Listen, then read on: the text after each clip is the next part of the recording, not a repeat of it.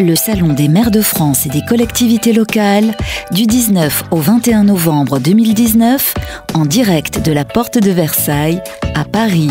En partenariat avec le Réseau des maisons de l'habitat, Dextera et la Banque des territoires. Vous pouvez venir nous rejoindre à ce salon des maires où Radio Territoria a pris son envol.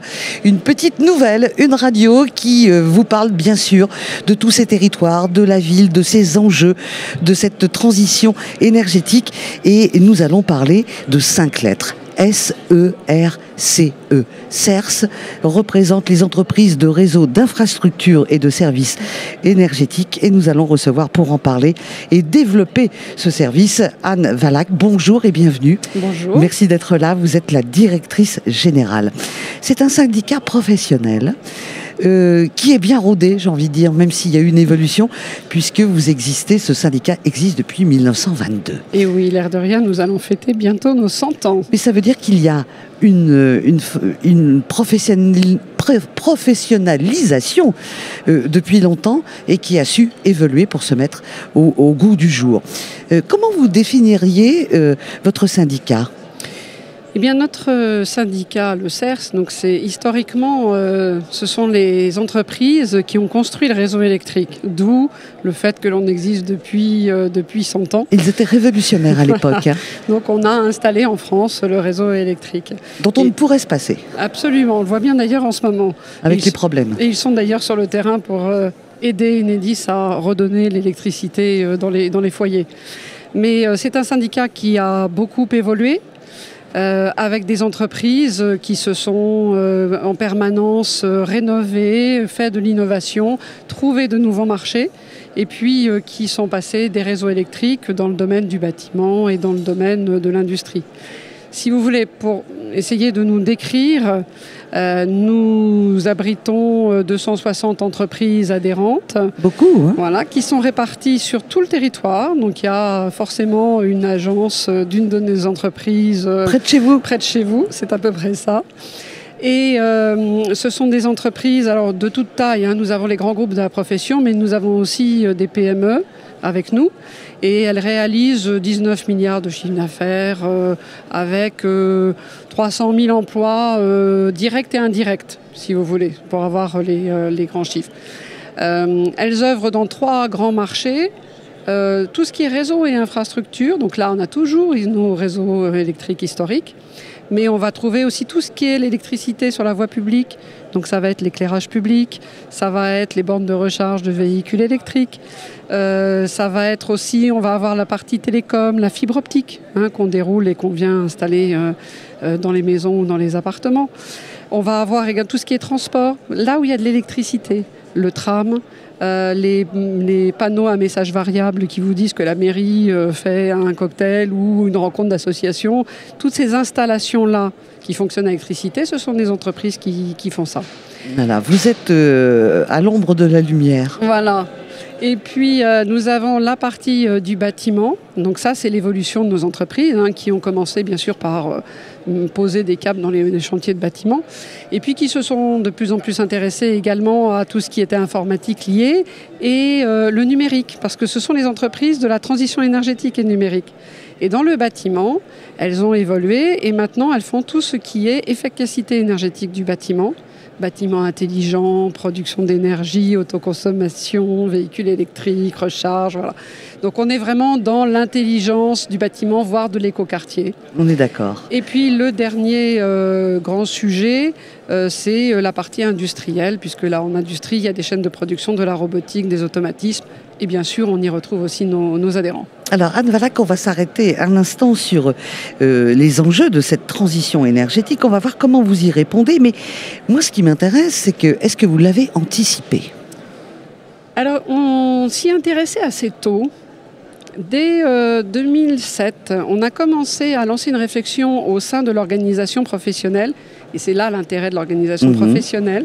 À un moment où nos entreprises commençaient à sentir de petites choses sur le changement climatique, l'efficacité énergétique, mais sans vraiment en saisir les tenants et les aboutissants. Et on a mis en place un label efficacité énergétique pour valoriser ces compétences qui étaient émergentes au sein de nos adhérents. Vous avez senti qu'il fallait se préparer. Voilà. On sentait qu'il y avait une évolution et qu'il fallait donner à nos entreprises adhérentes un moyen de se valoriser leurs compétences qu'elles étaient en train de faire évoluer. Et en 2010, on est intervenu auprès du ministère pour mettre en place ce qu'on appelle maintenant couramment le contrat de performance énergétique, pour justement valoriser ces compétences et la capacité de nos entreprises à s'engager dans la durée pour tenir des objectifs de réduction de consommation.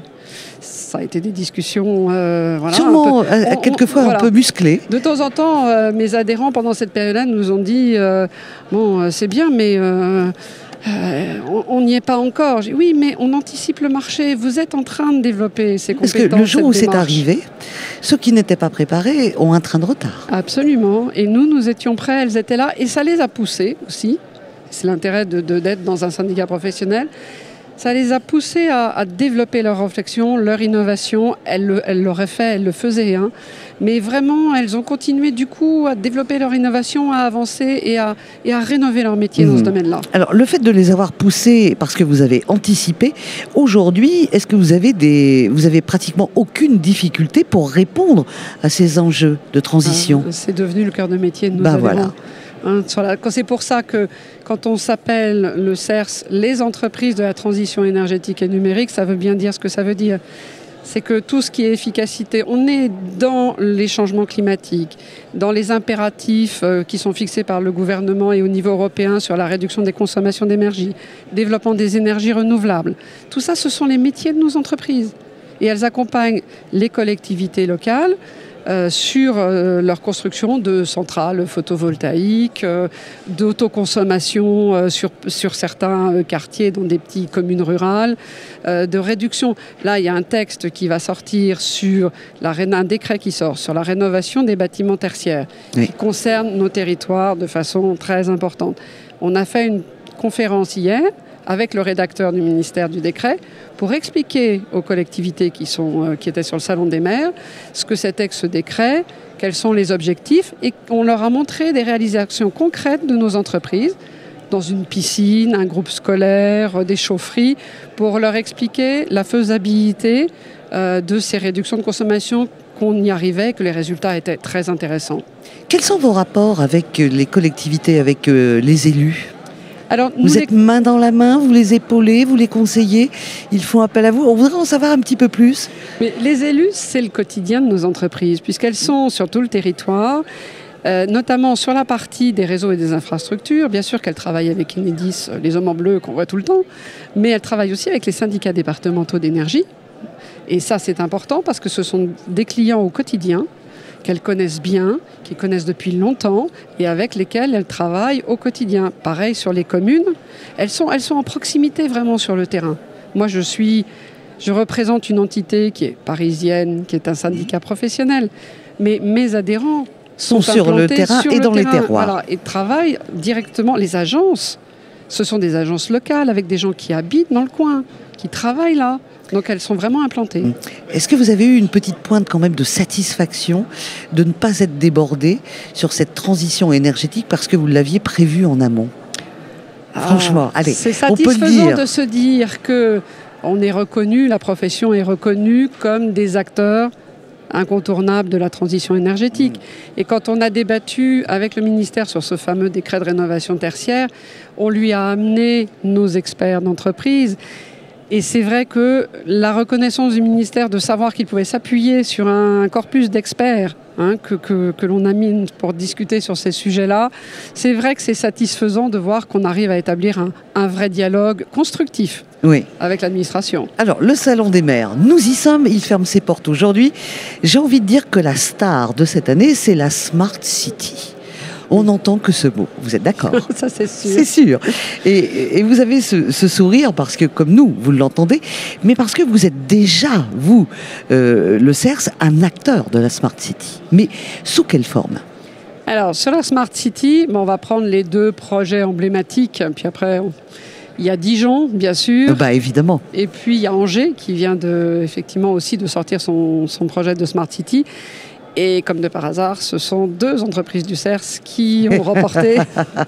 Bah oui, parce que vous étiez prêts. Vous étiez prêts. Voilà. Mais parce que la Smart City, en fait, ça fait appel à tous nos métiers. La Smart City, ce n'est pas un bloc, c'est un système de briques. Dans la Smart City, vous avez de l'éclairage public intelligent, c'est chez nous. Vous avez de la régulation du trafic intelligent. C'est chez vous. C'est chez nous. Vous avez des économies d'énergie liées aux bâtiments. Ça va être aussi dans les compétences de nos entreprises. Vous allez avoir tout ce qui est l'information des citoyens, la gestion des déchets, l'arrosage, le pilotage des trucs idiots, mais le pilotage de l'arrosage des jardins. De savoir, quand vous mettez des capteurs météo, de savoir ce qui va se passer, quand est-ce que vous arrosez, les économies que vous faites. Qu'on va faire, voilà. Mais évidemment. Et tout ça, ça fait appel aux compétences dans le numérique de nos entreprises. Qu'est-ce que vous pensez, vous qui êtes très engagé avec vos entreprises, hein, le CERS est très engagé, il y a un peu de réticence en ce moment. Il y a les pros Smart City et ceux qui sont encore, c'est pas qu'ils sont pas convaincus, mais qui sont inquiets qu'il y ait autant de pouvoir, j'allais dire, numérique sur une ville du futur. Vous comprenez les inquiétudes de certains ? Mais parce qu'il faut faire attention. Ce n'est pas la Smart City contre le Stupid Village. Il y a eu un rapport parlementaire intéressant sur le sujet. Parce qu'il y a les grandes villes qui ont la possibilité de faire des Smart Cities importantes, comme Dijon, qui fait un projet qui est à 100 millions, qui est quelque chose de très intégré. Et c'est un coût très important aussi. Et c'est un coût important, mais ça a des vrais retours sur investissement pour les collectivités, il ne faut pas l'oublier, ça.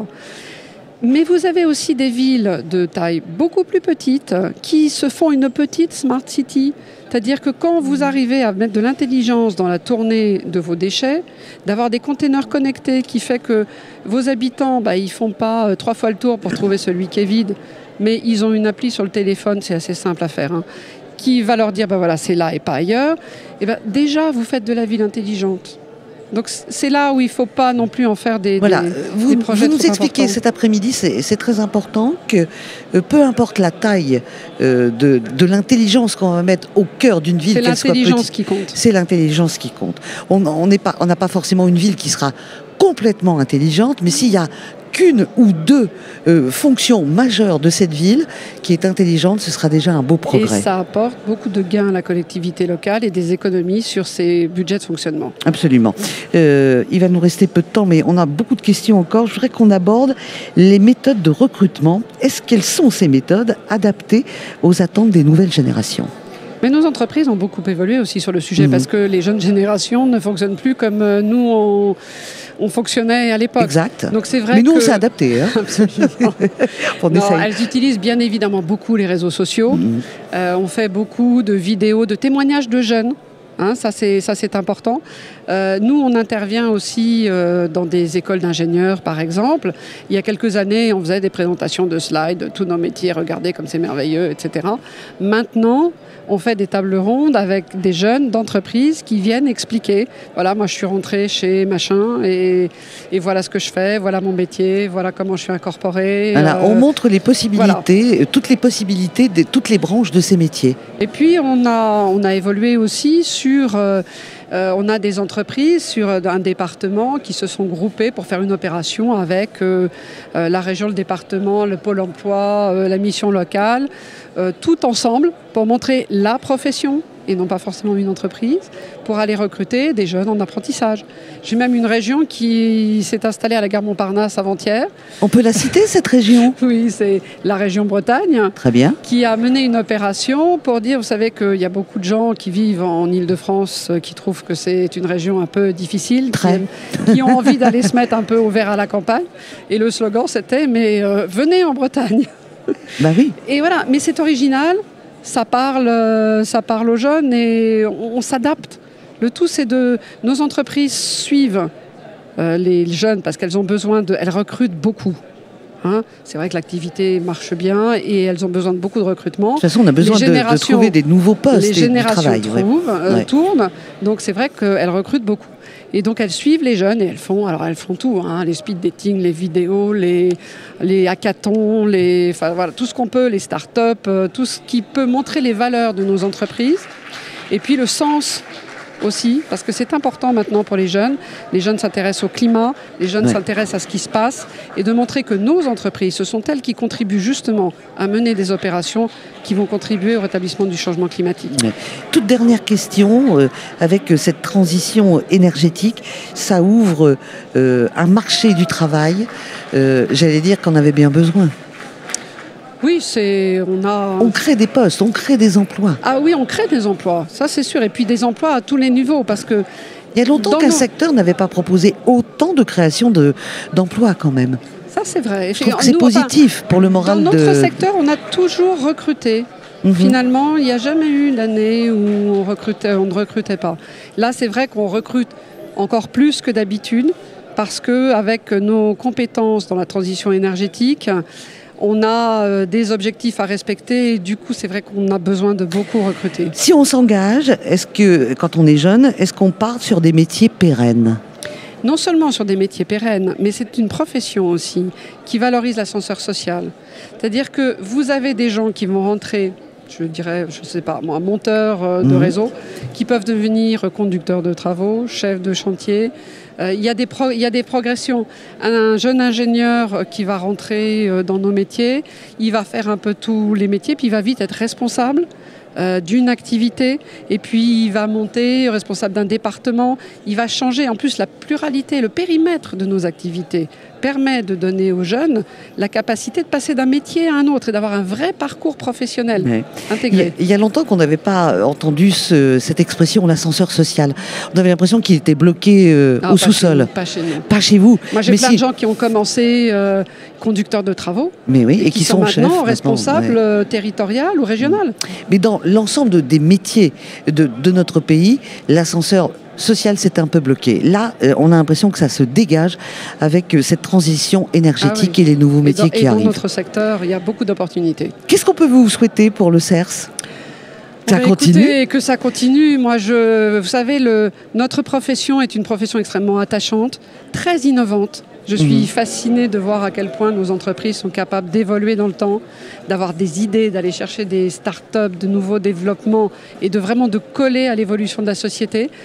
Donc que ça continue et qu'elle continue à nous offrir des possibilités pour la transition énergétique. De quelle manière, puisque vous anticipez beaucoup de choses, c'est ça qui est formidable avec vous, vous avez déjà une petite idée pour le 100e anniversaire ? Qu'est-ce qui va se passer ? Je pense qu'il y aura un bel événement. Il faut qu'on réfléchisse à célébrer ça. Parce qu'entre tout ce qu'elles font sur l'autoconsommation, sur l'hydrogène qui va arriver, sur les véhicules autonomes, enfin on est au cœur de toutes ces évolutions. Donc je pense que pour les 100 ans, ça va être très intéressant de regarder peut-être l'évolution en 100 ans, le parcours de nos entreprises qui ne se sont jamais arrêtées dans les innovations, de voir où elles sont parties et où elles arrivent maintenant. Vous promettez que vous reviendrez pour nous parler de ces 100 ans sur Radio Territoria ? Avec plaisir. Je vous remercie d'avance. Et puis pour cette visite aussi, pour toutes vos explications, on en sait un petit peu plus. Je vous souhaite une bonne fin de salon. Merci. Merci beaucoup à vous. Le Salon des maires de France et des collectivités locales, du 19 au 21 novembre 2019, en direct de la Porte de Versailles, à Paris. En partenariat avec le Réseau des maisons de l'habitat, Dextera et la Banque des territoires.